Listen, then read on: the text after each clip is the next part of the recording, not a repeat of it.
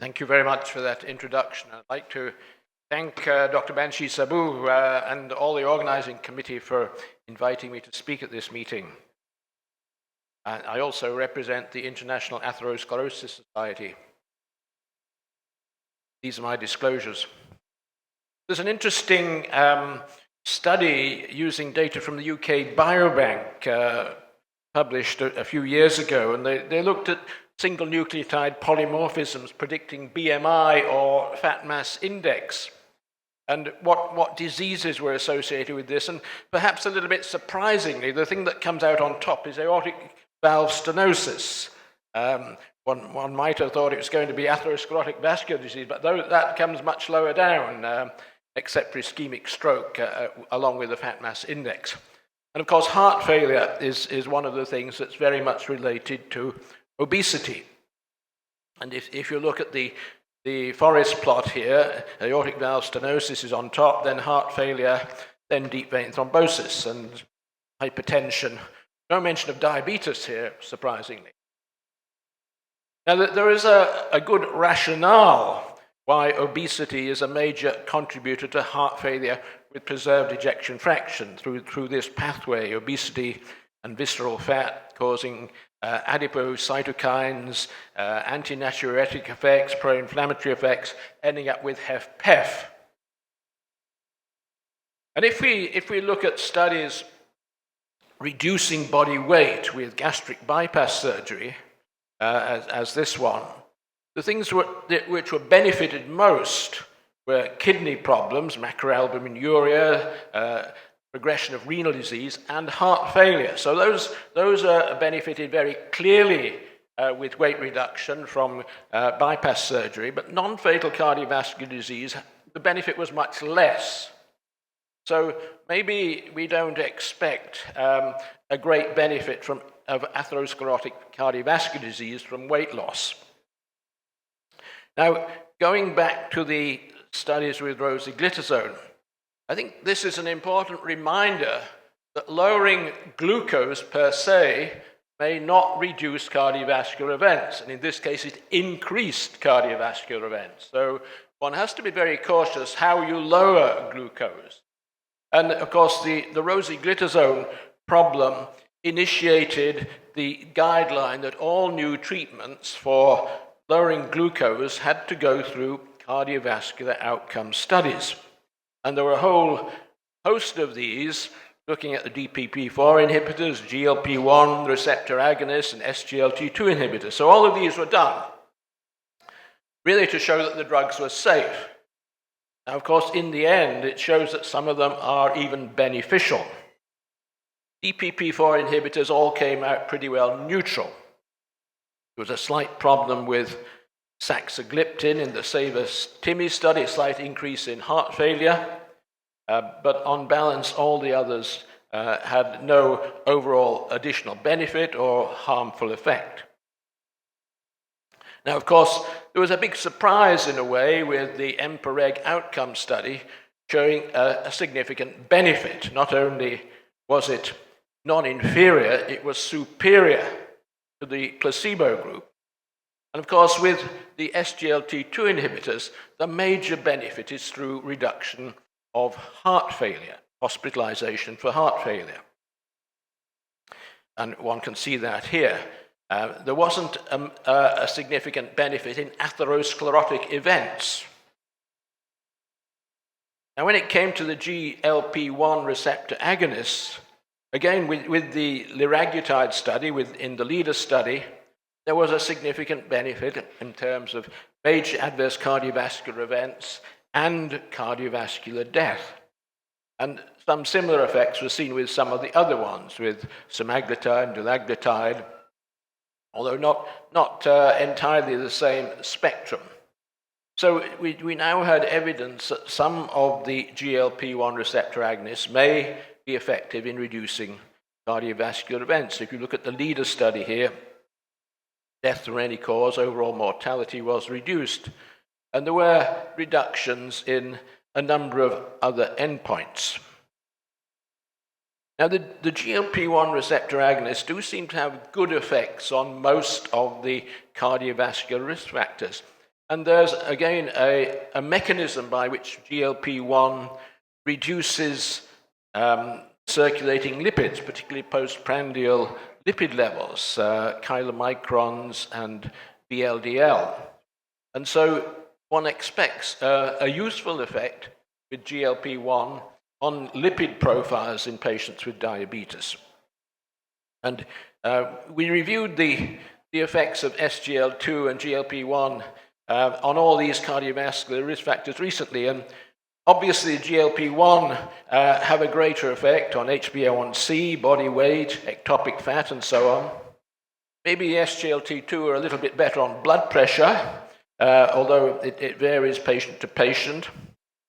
With the GLP-1, there's a slight increase in heart rate, and that may suggest it's not an ideal drug for heart failure. But again, we see that in some patients it does reduce heart failure. SGLT2 inhibitors don't seem to have a good effect on lipids. They probably reduce triglycerides a bit, maybe by increasing the effect of lipoprotein lipase, although it's not been studied in any great detail. But on balance, they don't have a beneficial effect on lipid profile. So one tends to sort of separate the two drugs into different indications. So the GLP-1 may be particularly useful for ASCVD, and SGLT2 for heart failure and chronic kidney disease. Although, again, there's some degree of overlap, of course. And recent trials with semaglutide in patients with obesity without diabetes, a select trial here, does show beneficial effects. And one can see an improvement in the combined cardiovascular endpoint. And overall, if you look at the different outcomes in terms of lipid parameters, particularly triglyceride levels are very effectively reduced. These is in non-diabetic patients, but you see the same in diabetic patients. So if you want to reduce triglycerides and the patient's overweight, then obviously the GLP-1 receptor agonists will have that beneficial effect. And again, in this paper from Sattar, he points out that high triglyceride levels are often a marker of other abnormal things going on, ectopic fat, visceral adiposity, fat in the liver. And if one can reduce the triglycerides and a number of these things also improve, it does suggest that it will reduce cardiovascular and diabetes risk. Now, there have been a number of recent trials with semaglutide in various different patient groups, and this is in heart failure with preserved ejection fraction and obesity. It's not an outcome study, it's a relatively short-term study, and it shows a benefit in terms of activity in the activity score, and obviously a benefit in terms of body weight. So again, that is suggesting that treating people with HFpEF and obesity will improve the outcome, although it doesn't quite show the outcome yet. And again, it's been shown in patients with HFpEF and diabetes, similar sort of beneficial effect. Improvement in activity scores and obviously decrease in body weight. So the indications for semaglutide are increasing almost at weekly intervals. Now, there was also some evidence from some of the studies with GLP-1 receptor agonists in the LEADER and REWIND and SUSTAIN that there would be a benefit in terms of renal function. It perhaps wasn't quite so obvious as with the SGLT2 inhibitors, but there was this suggestion that renal function could be preserved. And this was looked at in the FLOW trial. And again, with semaglutide here, the primary kidney outcome in the overall population is improved. So we do have that evidence. Now, of course, nowadays we're adding on other drugs or other targets along with the GLP-1 receptor agonists. We've got GIP. This slide shows the different effects, or in fact, most of the effects are rather similar, although there are some subtle differences between the effects of GIP and GLP-1. And it's interesting to see what the combination will result in. So we now have the combination treatment, tirzepatide, and this was looked at in the study of obesity in the SURMOUNT-1 trial. And one can see there's a very effective reduction in body weight. The reduction in body weight with tirzepatide is generally more than one might expect with semaglutide. And again, looking at the cardiovascular risk factors, it's very similar to the profile with semaglutide, particularly reduction in triglycerides, moderate or slight reduction in blood pressure. So one could predict that there would be a beneficial effect on cardiovascular outcomes. And very recently, again, there's this study of tirzepatide in patients with heart failure with preserved ejection fraction, just presented last year and published in the New England Journal this year, the SUMMIT trial, again showing that tirzepatide treatment will reduce the cumulative incidence, which is the combination of cardiovascular deaths and worsening heart failure. The benefit is largely due to a reduction of worsening heart failure in this trial. This is in patients with HFpEF and obesity, similar to the study with semaglutide.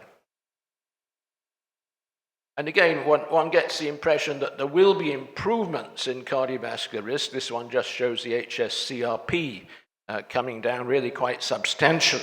So if we're thinking about inflammation as a contributory factor or one of the residual risks in atherosclerotic cardiovascular disease, maybe using these drugs which reduce body weight will help to reduce that part of residual risk.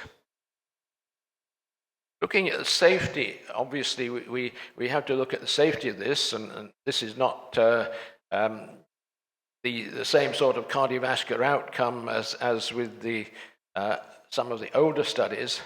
Obviously, the safety here in terms of cardiac failure is a benefit, that there's a significant reduction in cardiac failure.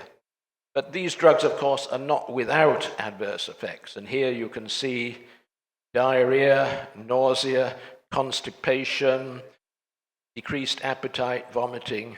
These are all significantly more frequent with tirzepatide than with placebo.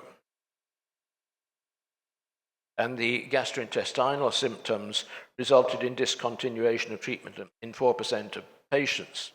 There are some observational data coming out of the United States that after 1 year, quite a large proportion of patients taking some of these weight-reducing drugs have stopped the treatment.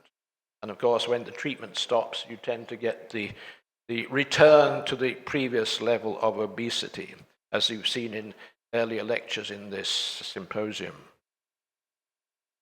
So, are there any adverse effects? Well, I've just shown you the adverse effects. Mainly the GI disorders are quite common. And one does have to take a very careful approach in starting the drug and advising the patient and starting off with low doses. There will be nausea, vomiting, diarrhea, or constipation. There's a worry about the lean body mass loss. There has been some concern about pancreatitis or biliary disease, and even suicidal ideation.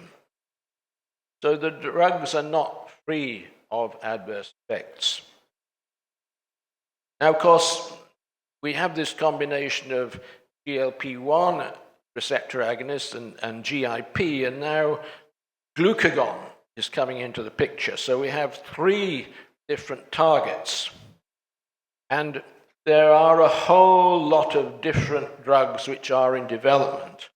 And perhaps one which is foremost in this respect is the triple receptor agonist, retatrutide. And this was looked at in this phase 2 study in obesity. And the reduction in body weight is really remarkable here. Remarkable, anything up to about 25%. And again, if you look at the lipid profile, triglycerides are reduced anything up to 40%. Reduction in LDL is quite remarkable.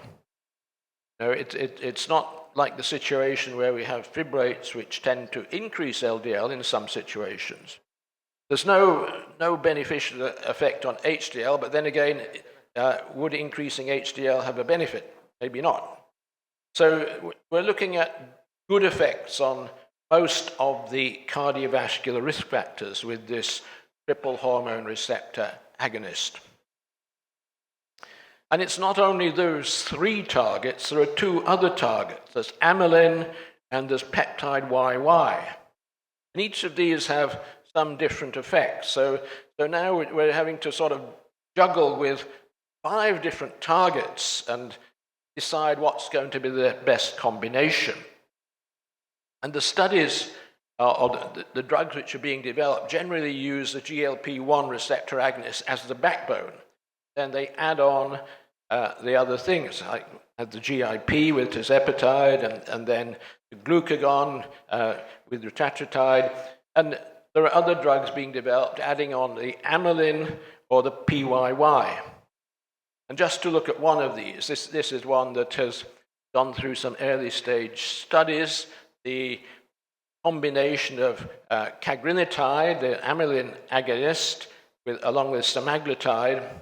And you can see in this study, there is a sort of additive effect in terms of reduction in body weight, which you can see in the lower panel here.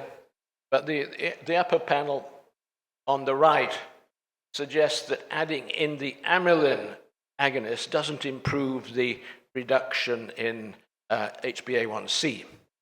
So different effects from different combinations, and I think it's going to be very interesting to see which of these combinations turns out the best. But of course, at the moment, we've got semaglutide and we've got tirzepatide, and they're both looking very good. So in conclusion, the SGLT2 inhibitors are not really drugs for weight loss, although they do result in maybe 2 or 3 kilograms weight loss, and they do have a good effect on blood pressure, and they're obviously beneficial in heart failure and kidney disease, but maybe not for atherosclerotic events. And some of the GLP-1 receptor agonists are obviously good for reducing body weight, and they reduce most or all of the cardiovascular risk factors. Semaglutide has shown benefits in various situations, particularly in HFpEF, and now in improved kidney function. And the addition of amylin or the peptide YY agonists may have further beneficial effects, but it remains to be seen whether these beneficial effects will turn out to be true or not. So this is an aerial picture of Macau with the high-rise buildings, which are the casino hotels, and the low-rise buildings on the left is our university. So thank you for your attention.